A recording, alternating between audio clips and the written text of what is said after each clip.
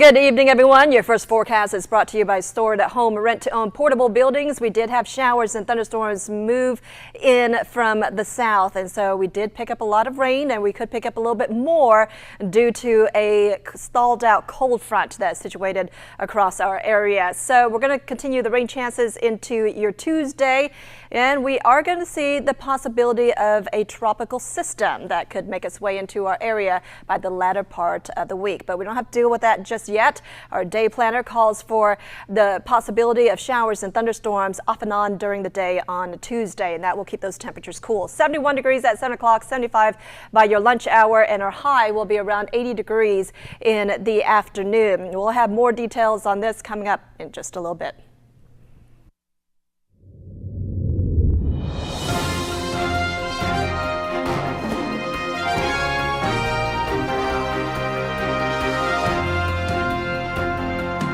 Welcome to ABC 31 News Tonight. I'm Scott Beadle. A domestic situation ends in a death. The latest after a local mom is arrested is our big story tonight. Alexandria police say on Saturday morning, 31-year-old Kayla Cootie shot and killed her estranged husband in the Walmart parking lot on Coliseum Boulevard. Alexandria police say she was doing a child custody exchange when she killed 30-year-old Thomas Cootie Jr. Police say 3 children were there at the time, but they were not hurt. Those children were turned over to other relatives. An Alexandria man is charged with attempted murder after a stabbing on Hill Street Saturday night. Alexandria police say they arrested 61-year-old Leroy Kiles for the stabbing of a 52-year-old man in the apartment building where both lived. Crime Stoppers in Rapides Parish needs your help in locating 2 pieces of equipment stolen sometime between September 4th and the 8th from a home off of James Ducey Road in Hindston. Someone took a Polaris Razor 4-wheeler and a dual-axle utility trailer. If you can help deputies, please call Crime Stoppers or the Glenmora substation. 2 people from Grand Parish, one of whom was a police officer, died in a head-on crash there this weekend. State police say it happened on Highway 71 in Montgomery when 24-year-old Kurt Ricks III of Winfield lost control, collided with a pickup driven by 65-year-old Gary Pinder. Ricks was in the police car when that accident happened. Louisiana College elevated one of its own as the dean of the School of Human Behavior. They promoted Dr. Joshua Joy Dara. Some of the things that we're going to make sure we make happen here is to develop a serious teamwork. I have some of the best professors on earth in this department. I'm telling you, there are very well qualified professors. All I need is just to provide leadership. This is what I do best anyway. So grateful for the opportunity to be dean of the School of Human Behavior. Dara says, quote, he's glad to be a part of what God is doing in his college. The annual Women in Business Conference here on September 20th will hear from Louisiana Governor John Bel Edwards. The Central Louisiana Chamber of Commerce sponsors the event, and they heard last week that the governor will be a special guest for the occasion. In the First luncheon this afternoon, learned about effective feedback. LSUA English professor Elizabeth Beard was the guest speaker. Well, we're going to talk today about some of the carryover things, some of the things we do in our English classes and with our tutoring group. That can apply in the workforce too, and those have to do with what we do before we give feedback, how we give constructive feedback, during our meeting with the person, and then what kind of strategies we want to talk about for following up afterwards. Well, research shows in the academic world that effective feedback is one of the most useful tools for student growth and development because it's task-oriented, it's practical, and it's specific. So constructive feedback or growth-based feedback can be one of the most useful learning tools. Beard says there are many tools online to learn more on how you can give effective feedback. If you're interested in reading and discussing novels with others, the Rapides Parish Library has a program that allows you to do both. ABC 31's Joanna Phillips has the story. The Rapides Parish Library has traveled back to the 1920s with a community-wide reading initiative called Rapides Reads. Rapides Reads is a parish-wide reading initiative where we encourage the entire community to read one book together. It's been going on for several years now. And the book of choice for this installment of Rapides Reads is The Great Gatsby, a 1925 novel by F. Scott Fitzgerald. The novel is set in America during the Roaring '20s era, known for the development of jazz music, flapper culture, economic prosperity, and more.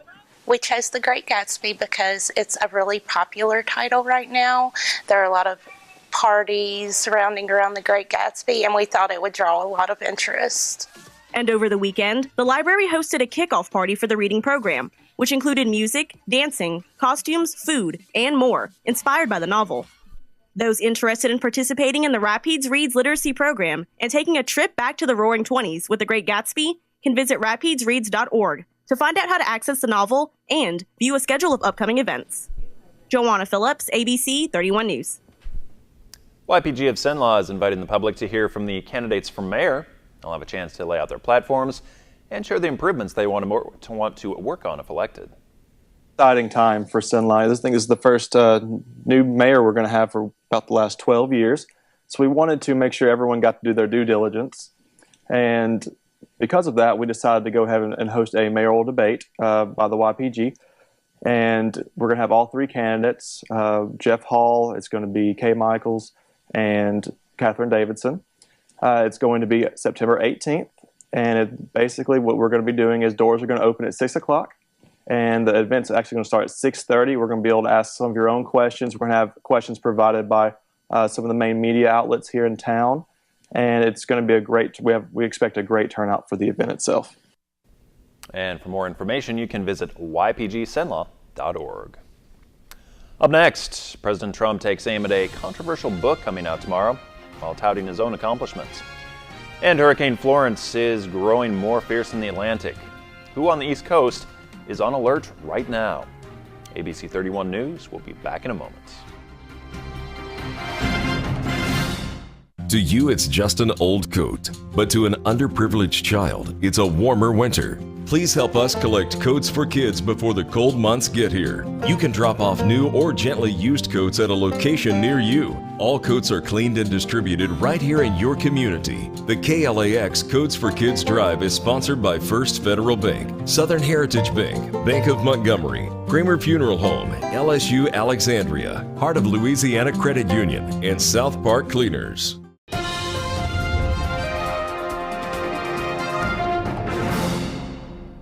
Well, good evening, everyone. We had showers move through Alexandria in the last hour or so, and right now it's just light rain. The heaviest rain is off to our west and also to the east. We could pick up a few thunderstorms as we head into the evening hours. What's happening right now is we have a front that stalled out across our area and is keeping things very unsettled. This front is actually associated with remnants of Gordon, which will continue to move to the northeast.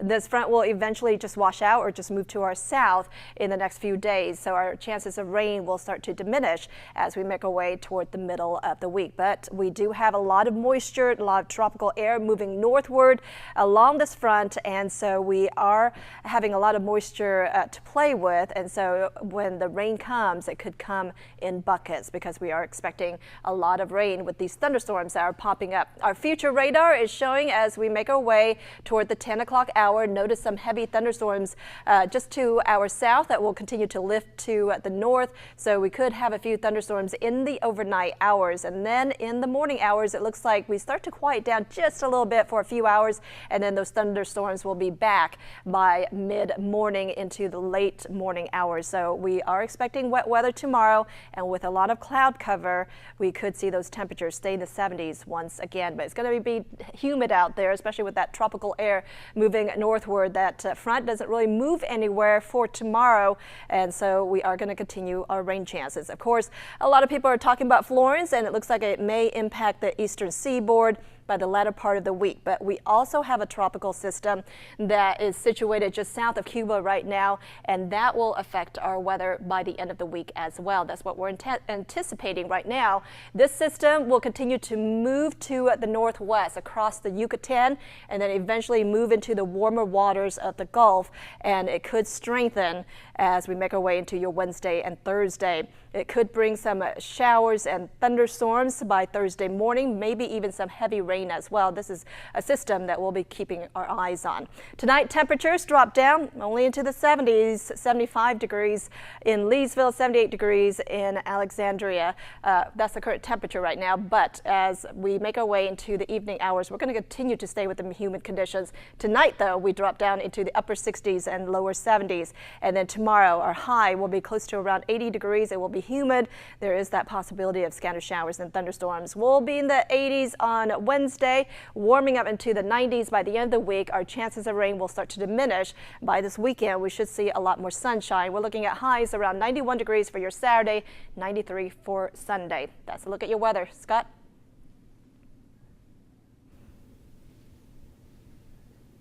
All right, thank you, Kim. Have you had your cholesterol checked recently? Doctors may one day test for many other types of fats in your blood. With more, here's Emily Rao. Checking cholesterol is one of the basic exams in every annual checkup. It's meant to determine your risk of heart disease, and if high, doctors may prescribe meds to reduce the risk of cardiac disease. But cholesterol may not be the end-all be-all for predicting cardiovascular risk. Researchers in Australia conducted a study looking at a new marker in blood for predicting future cardiac events. Looking at a large database of more than 9,000 patients, they identified over 100 different fats in the blood that were linked with future heart attacks and related deaths. These fatty structures in people's cells and blood are used for metabolism, for making hormones and digestion. In most cases, people with high levels of fat in the blood were more likely to have heart attacks. But there were also cases where people with high levels of other types of fat in the blood were less prone to these events. Lowering your cholesterol is an important way to prevent heart disease. While you do that, doctors are looking into new blood markers that could signal additional risk. With this study, the medical community may have found something promising. With this Medical Minute, I'm Emily Rao. Children with less access to nutritious foods may be at risk for high blood pressure. Researchers tracked more than 7,000 8 to 17-year-olds. Children who were food insecure were more likely to have high blood pressure than their peers. Experts say hypertension at an early age greatly increases the risk for health problems later in life. Millions of people take probiotics, but just what do they really do for you? Probiotics are so-called good bacteria and generally are touted to improve gut health. Researchers looked inside the human gut to find many healthy people actually could not colonize probiotics at all, meaning those good bacteria were doing nothing. Experts also say such products might throw off the balance of bacteria in the stomach. Study authors suggest probiotics are not a one-size-fits-all kind of treatment and may need to be tailored to each individual. This fall, weekends are wilder than ever, with everyday people doing things you can't imagine. Fly, fling, and flail. They're slipping, sliding, sailing through the air, and swimming in mud. Risking it all for a supersized cash grand prize. So funny, it hurts. Wipeout Weekends this fall. Saturdays on KLAX TV.